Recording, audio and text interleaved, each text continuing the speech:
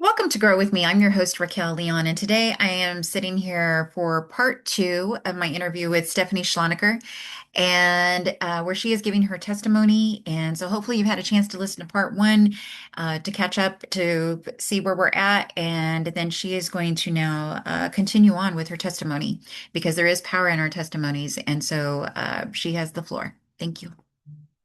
Thank you for Okay, being so here. thank you. I think we left off where um, had just moved into a hotel room with this boy I was seeing with my daughter at the time, and I was still healing from the burn that I had. And at the time, I was doing a lot of fentanyl.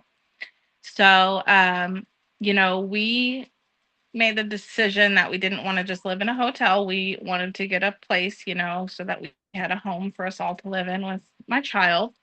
And so we went house hunting for a while. We eventually found a place, and we thought that this was going to be this awesome new start, new life for us. And it actually ended up being my own new personal hell. So we move in, and after we move in, I started doing meth. And at the time, I thought that this was going to be a great thing for me. I thought it was going to make me a better mom. That I was gonna have more energy. It helps with my pain because I was using it along with the fentanyl, so it was kind of sending my brain on overload, and I thought it was just going to be a good thing for me. And it ended up being the exact opposite. So over for the previous, I'd say year, um, back when I backtracked to when I got sober and got put on the Suboxone, at that time I also started going back to church. So I started making an effort to get back to God and get that spiritual part of my life back in order. But I was never ready to surrender to Him. So at this time, it's pretty much the same. I wasn't really, after I got burned, I wasn't really going to church physically, but I was still doing prayer calls with some women. But I never once, when I relapsed after, stopping the Suboxone after the burn, did I, admit to anyone that I had relapsed. I was harboring that secret.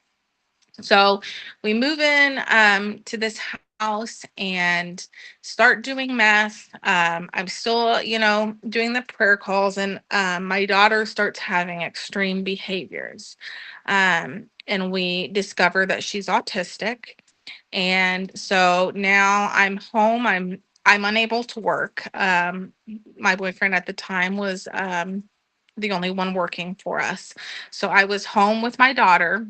I was trying to heal from a huge injury. I had just, I was unable to graduate with my class for nursing school. And now I'm using fentanyl and meth. So life was not looking good for me. But I tried to continue to keep my outside appearance to everyone else to make it look like I was fine. So then things started to get really strange. One day I woke up and I had the sensation that there was something under my skin that was moving, like something was crawling inside of my body. And something that most people in the drug world know, if you're familiar with meth, there's something called meth bugs or meth mites. And it is a very common psychosis that meth users get where they believe that there's bugs crawling in their skin, but there's really not. Um, and so, at first I was like, is this in my head? And then it progressively got worse. The sensation got worse where I couldn't take it anymore. So I started to look, at my skin like very obsessively. And then one day I saw something on my skin and I pulled out a string out of my skin and I held it up and it began to move. And I was like, oh no. I was like, this is a parasite This is something is I'm not crazy. There is something inside my body that I just pulled out. So I'm freaking out. I called my parents and I'm like, so I just pulled something out of my body that was alive. I'm telling my husband this. I'm scared to death. I go to the doctor and everybody's like, you're in a psychosis. You're crazy. And it broke my spirit. I was like, no, I am not crazy. And of course, I'm not going to admit to anybody that I'm on meth, but everybody's telling me that I'm in a psychosis. Well, it gets worse. And I don't just pull one out. Hundreds of them started coming out.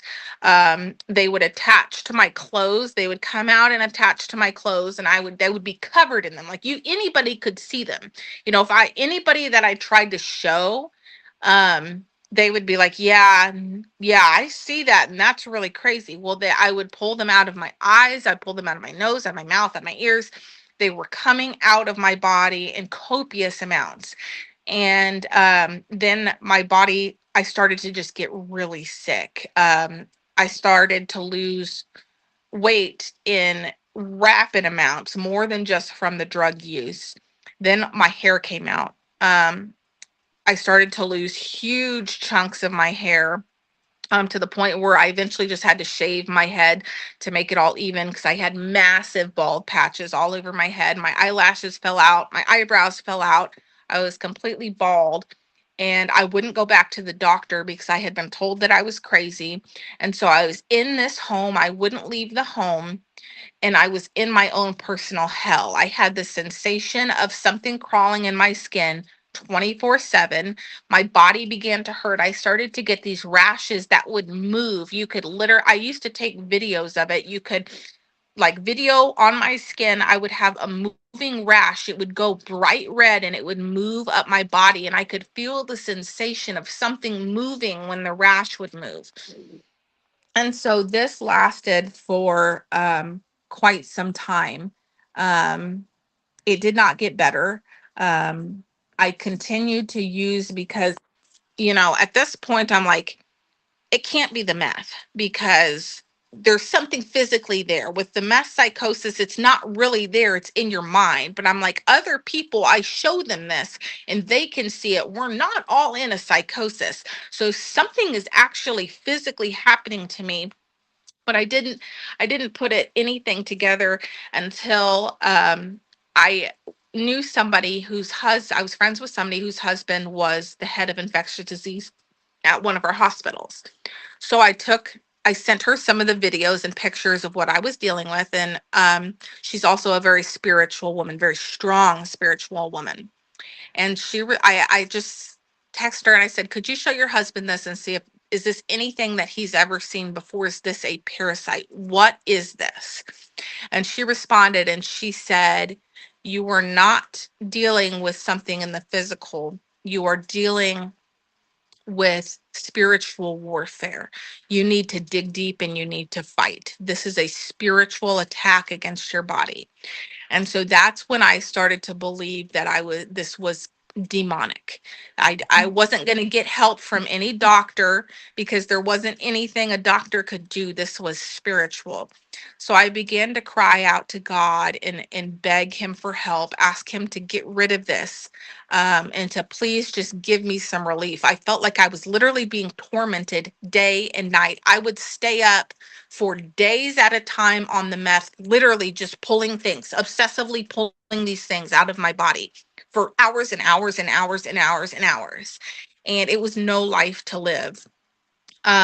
So I would cry out to God, but I wasn't ready to give up my addiction. And I would say, help me with this, but I wasn't ready to get clean. I wasn't ready to stop. And so eventually, because my addiction was so severe and so expensive, we were unable to pay our rent, and our landlord asked us to leave.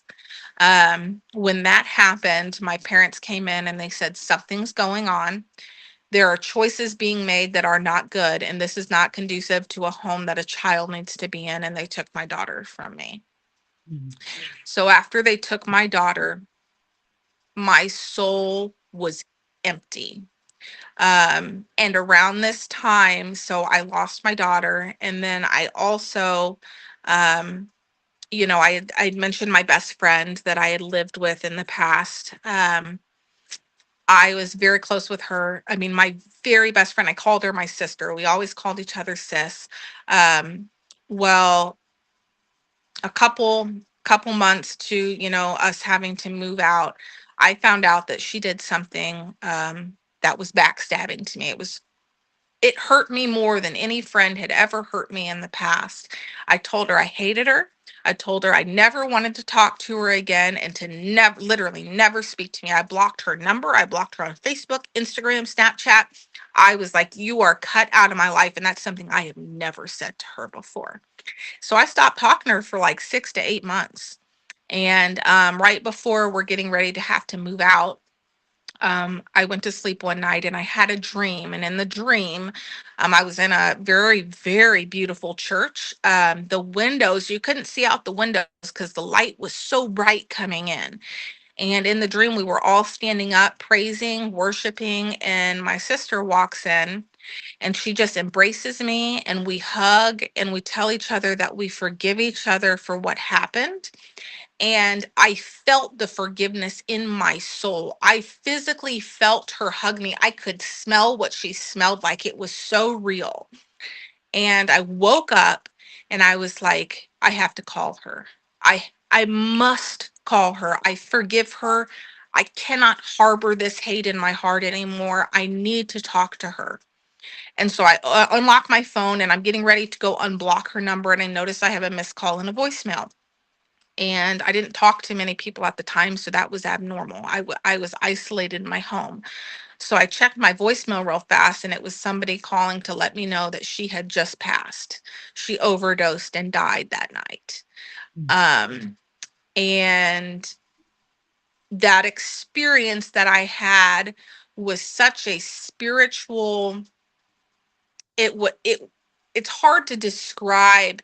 It was I was able to say, I know now for a fact what I saw. God is real. There is something beyond this life, and how good God is to me to let me at least tell her I forgave her before she left. But then at the same time, I had this horrific loss in my life. I mean, losing her was losing the only friend that I ever had, truly. Only true best friend that I've ever had. So I lost her. Now I'm losing my house, and now I'm losing my daughter. I felt like my world was over. It was done for me, and I no longer wanted to live. I feel like I have parasites living in my body. My life consists of me sitting with tweezers and things, pulling things out of my body. I have no hair. I look hideous. I'm 90 pounds soaking wet, and I'm 5'7", almost 5'8". Um, and now I've lost all these things. I'm now homeless. I have nothing to live for. So I decided that I was going to overdose and take my life. So I started trying to overdose. I would buy bags, I would do everything I had. And for some reason I would wake up. Every single time I would wake up. I did, and I was like, why can I not die? I don't want to be here anymore.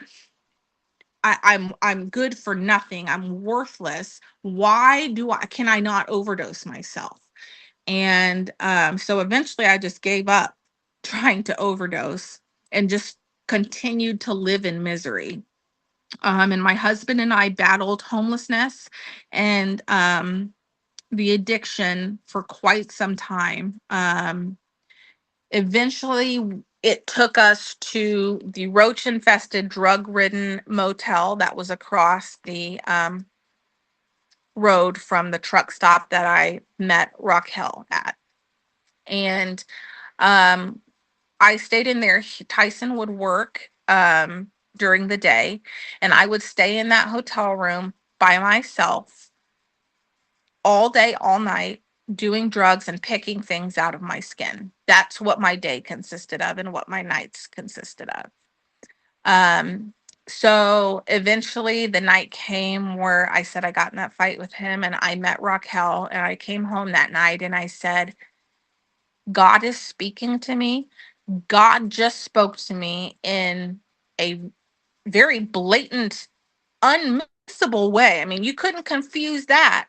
Mhm. Um, there is change and there is hope for us. There has to be. And I continued to use for a little while after that. And then one night I got a bag of something that was a different strand of heroin that I was used to getting.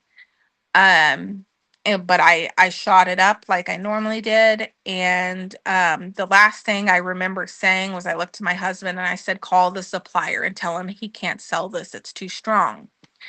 And I fell out. I had never, like I said, I had tried to overdose many times. I've done a lot of dope in my life. I had never fallen out. Well, I fell out. And my husband ended up Narcaning me 4 times before I was able to wake up. And when you Narcan somebody in active addiction, it's going to put them into an immediate withdrawal. It's like taking Suboxone too soon. It rips all the opiates off your brain sensors and sends you into immediate severe withdrawal. So I woke up in withdrawal and I knew exactly what happened. And I said, you Narcaned me. How dare you Narcan me?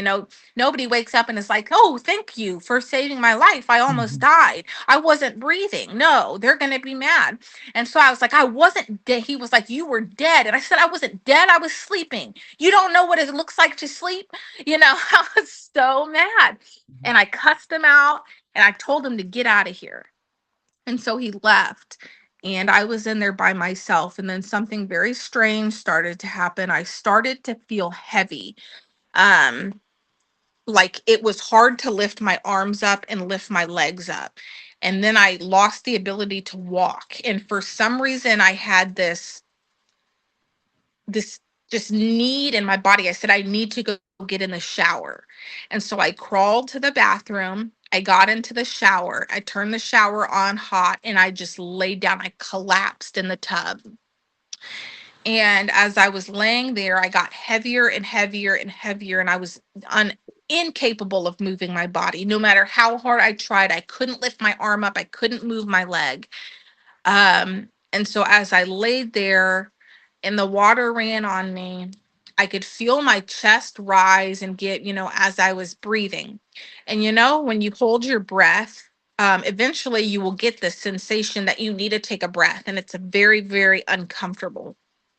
Um, that sensation, I would feel my chest stop rising and I knew I wasn't breathing, but that sensation went away.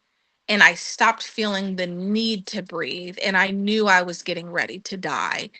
And every single time my chest would stop rising and I would feel that sensation and I would just say, okay, it's time. The water would shoot cold and my body would respond and I would go and I would gasp. I couldn't help it. And it would revive me back to life. And I mean, my toes and everything are blue. I know that I had not been breathing. And this happened. I laid in the shower going through that cycle for 2 hours. After 2 hours, I got enough strength in my body to sit up in the shower, and I army crawled my way out of the bathroom. I was completely naked.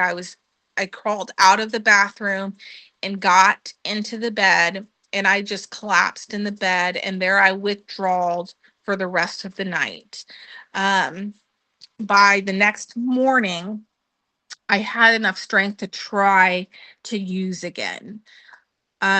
But for some reason, going through that overdose, it just fried my body. I had not one vein that was capable of taking a hit. I tried every possible place on my body to shoot up. There was nothing. And so I tried to snort the heroin. But once you start shooting up, snorting doesn't get you high anymore. You have to use IV. It's the catch with it. And so even though I was snorting it, I wasn't getting relief. I wasn't getting better. And I continued to get worse into a withdrawal. And it was unlike any withdrawal I had ever felt before. This time I felt like I was truly going to die. And so eventually I said, okay, I'm going to get help. This is the day I get help.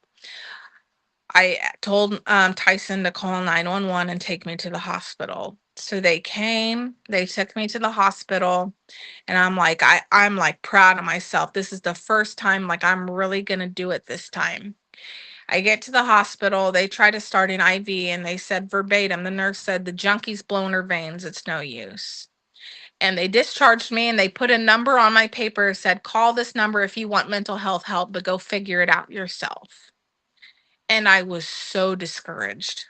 I was like, how do I finally decide to get help? And I'm pushed away. So I went back and I continued to try to use in that motel room. I still couldn't find a vein, could not get a hit. And like I said, I'd been through nursing school. I was a good hit. I've never missed a vein in my whole years and years of using. I never missed a vein and I couldn't get one. And so my withdrawal continued to get worse and worse and worse. And so I decided I was going to call the number of the mental health place and try to get help. So they tell me to come to the rapid access unit and to do an intake, and they could try to get me a bed somewhere. So I go there in full withdrawal and I go to the intake. And I mean, I'm literally sweating profusely. I'm vomiting into a bucket. I'm shaking uncontrollably. I can barely sit up at this point. I have a raging fever. Um, and I sit through hours worth of intake questions. They did a UA, and I tested positive for every single thing that the UA could test positive for. So eventually, they did find me a bed at a mental hospital that they said I could go withdraw there. So I get back into the car. Tyson has to carry me at this point. I get back into the car. We drive all the way to this mental hospital. I get there. He has to carry me inside, and I collapse on the floor. I'm so sick I can't stand up. And they said, get her off the property. They said we can't take patients that are this sick. This needs to go to an actual hospital. We refuse to take her. And I was just like, I just started bawling. I was like, this is now the third place that I've been trying to get help, and the second time that I have been refused help. Why is this happening? And we get back in the car, and Tyson takes me back to the hospital. I am sobbing my eyes out at this point. I feel like everything's against me. And I didn't see it in the moment, but I can see now the devil didn't want me to get clean. He was going to he was going to put every roadblock in the way possible to prevent me from getting clean, because if I got clean, I was going to be a weapon for the kingdom, and he knew it. Mhm. So I go back to the hospital and they tell me, this is the deal. We can't admit you to our mental health floor, and you can withdraw on the medical unit there, and we can give you Suboxone when it's time, or you can go home and withdraw and try to go to the methadone clinic. So, like I've explained before, Suboxone, you have to have opiates completely out of your system to be able to take it. So, I knew I would be in the hospital for at least 4 days without any medication to help, withdrawing worse than I was even feeling now, because it only continues to rev up as time goes on. Or I could go to the methadone clinic, where methadone is stronger than Suboxone, and you can take it if you already have opiates in your system. So I said, forget that. Take me to the methadone clinic. That's what I'm doing. So I left the hospital and I went to the methadone clinic. I get there and I was like, I need methadone. I'm in severe withdrawal. They were like, yeah, we can see that. They said, unfortunately, our doctor's on vacation for the next 2 weeks. We can't take any new patients. And I was just like, this is it. I'm not getting clean. I quit. I was like, take me back to the motel. I'm done. I'm going to find a vein. I'm determined. I'm doing it. So Tyson drives me back to the motel. I continue to try to find a vein. Did I find one? No. But what I did have was I had some backup emergency methadone that I had stored away from, like, I had got it a while ago, and I just had it for emergency withdrawal situations that I never used it. So I took the methadone, hoping that would help. Um, And it did help a little bit, enough to where I could sit up, not enough that I could walk, but I could sit up. And so I sat there, and now that I had the methadone in my system, I was able to think a little bit straighter. And I was like, you know what? I think this is the devil trying to get in my way. They said I could withdraw on a bed in the hospital. We called up to the hospital and saw, even though I left, would you still take me if I came back? They said yes. So I said, okay, I'll come back. So I went back to the hospital after have taken the methadone. Now, methadone is an extended release opiate. It stays in your system for much, much longer than any other opiate. So, but in order to take Suboxone, you're going to have to be off methadone for well over a week. So, um, keep that in mind. So I get to the hospital. I sit in the ER for several hours before I'm able to even get up to the floor, and I'm just desperate for help. I'm desperate to feel better. So I get up to the floor, and they come in and they're like, "We'd like to start you on Suboxone." And I said, "I can't take Suboxone. I took methadone today." And they said, "Well, if we give you something called Subutex, which doesn't have an ingredient that the Suboxone has, it won't cause you to withdraw." Well, I knew to precipitated withdrawal. I knew better than that. And I said, that's a common misconception. I said, it's actually the main ingredient in Suboxone and Subutex that causes the precipitated withdrawal. It's not the naloxone. And they said, "No, you have that mixed up. You're wrong." And I said, "No, thank you. I'm not going to take it." So I withdrawed in the bed. It took an IV team and an ultrasound to get them to start an IV on me because they couldn't get a vein either. They start me on fluids. They did some blood work. It was very strange because, like I had said, I thought I had some sort of parasite, um, and my infection markers were sky high, all of them. So my body was showing I had some sort of brewing infection.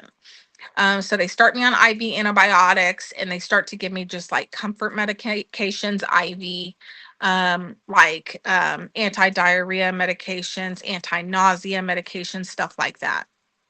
Um, so by that night, they've come in 3 or 4 times and said, "Have you changed your mind about the Suboxone? Have you changed your mind about the Suboxone?" And by the nighttime, I said, I was so desperate. I said, "Are you sure that if I take the Subutex, that I won't withdraw or go into precipitated withdrawal?" And they said, yes. So I said, okay, I'll try it. So I tried it.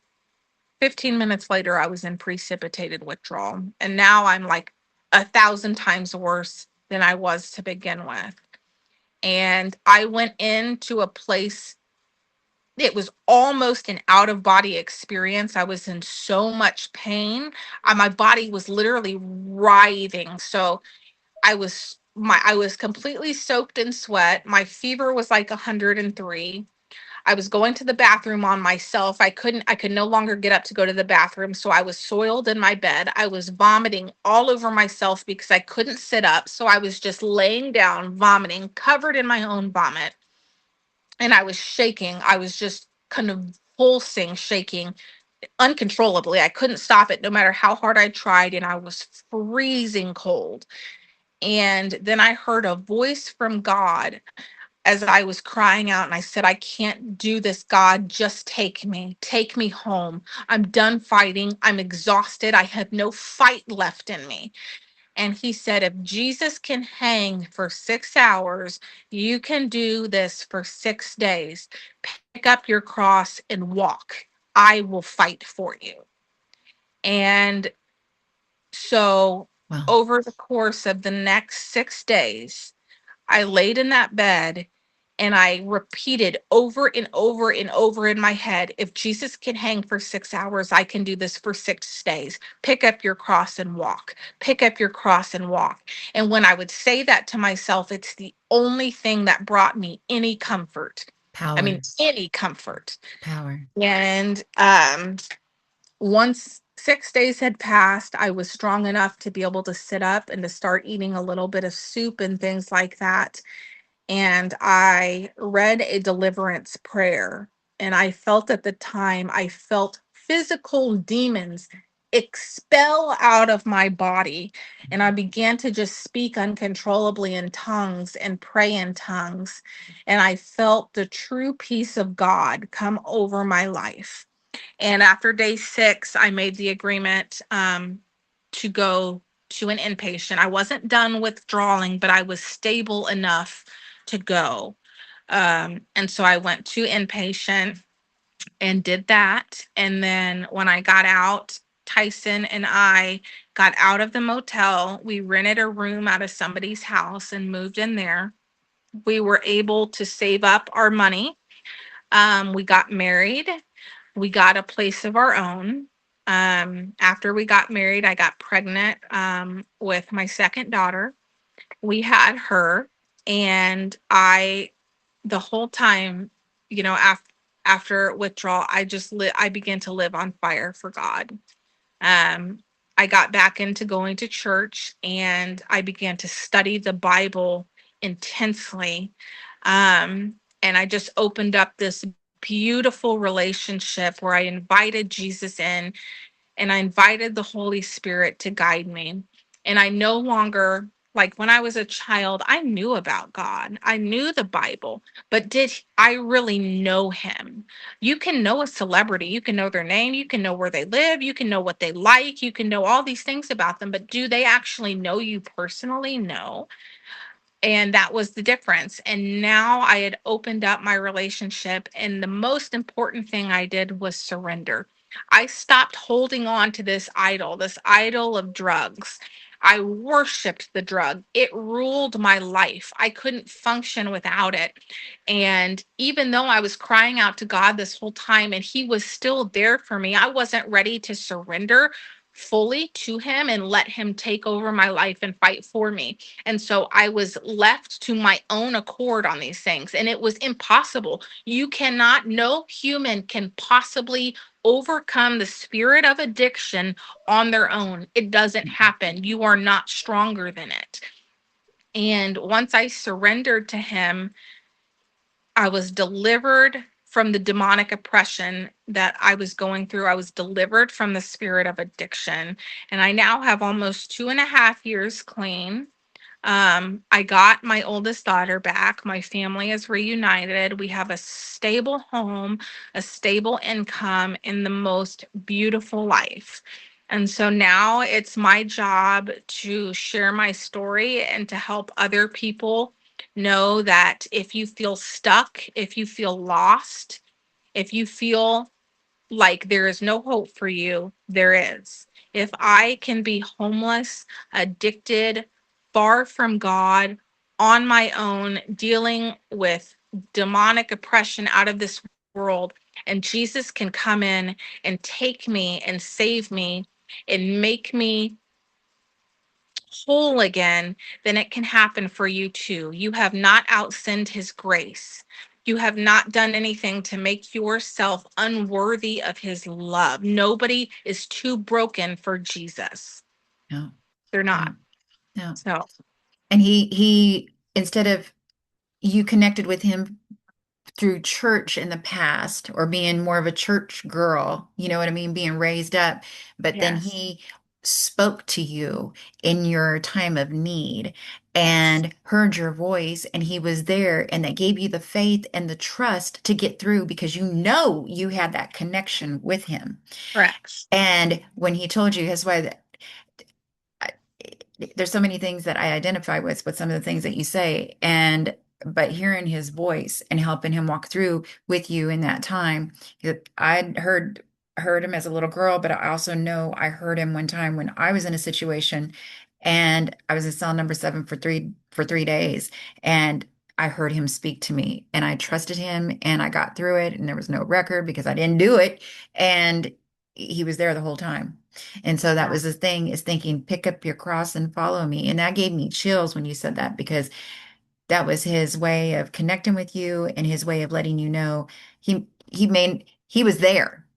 yeah, He was there because he helped you carry that cross for that yes, or be on that cross for that 6 days. yes, So he helped you because you were going through it. You yeah, know what I mean? Yeah. Yeah, it's powerful. It's powerful. And addiction is, it's hard. And, people fall into addiction. It's not just as simple as just addiction. It's things in our lives that happen when we're children, or things in our lives, rage, anger, those spirits that Mm-hmm. come up, rape, molestation, abuse, those things we turn to things in the flesh, whether it's anger, strife, drug use, addictions, whatever, Right. overworking, competition, things like that. And what's going to take our where does Satan want to take our minds and put our minds on the unnecessary? In your case, it was addiction, Yeah. and but he brought you out. So He hallelujah did. for that. He brought you out, and he's here Yeah. for you, and he's been here for you, and you look great, because I know when I met you, you were skin and bones. You didn't Yeah. have eyebrows. You had your Nope. hair up in you had your hair in a scarf, and I remember you telling me, Yeah. I don't have any hair. And I knew that something was affecting you, but I didn't know what. And I remember, I came home and I was thinking, I met this girl. I had met three women around that time on the road, and each one of you had a story. In your case, yours, there was something about you. Um, it was just something about you. And so there were times where I would pray for you, and then there were times where I wouldn't pray for you, but then he would put it there to pray for you. I had to. Stephanie would come into my mind, and I knew the Stephanie it was. And so, at those times, I knew you were fighting something. I just didn't know what it was, but I knew the devil was attacking. Whatever it was the devil Yeah. attacking. It was the Yeah. devil. Well, I thank Thank God you that for your you're. prayers. Well, I'm sure a lot of people were, you know what I mean? I'm sure he Yeah. put you on so many people's hearts, just not mine. Mhm. But I think yours and mine, you're inspiring me to some things, because you are so transparent with your story. And there's power in that. And slowly that's what he's been doing with me. Is I just reached the 5-year mark of being back with him, and he's saying now it's time for some of these testimonies to come out. So, you know, slowly but surely they'll be coming out. But Absolutely. there's power in that. And yours, you've had a huge fight, and you're a fighter, and you're going to continue to fight. And that's the thing, is Yes. that the Satan is very afraid of you, because you are powerful for God in the kingdom. And God will, he we're in times. We're 2026. We're not Yeah. 1956. Yes. There's different battles that we have now, or have had now, through time, that we didn't have 50, 70 years ago. That's why he saved us for the last. And we're fighters, and we're in line, and we're in the front lines. And so I know, with me, with weed, that's one of the things that he don't want me asleep right now. Yeah. And that was something that was a weakness for me at times. He don't want me asleep. And so I'm not, Yeah. and he hasn't been having me asleep at times. 2, 3 o'clock in the morning. I don't know who I'm praying for, or who, what, but Yeah. is going down over here. Yeah. But I think that,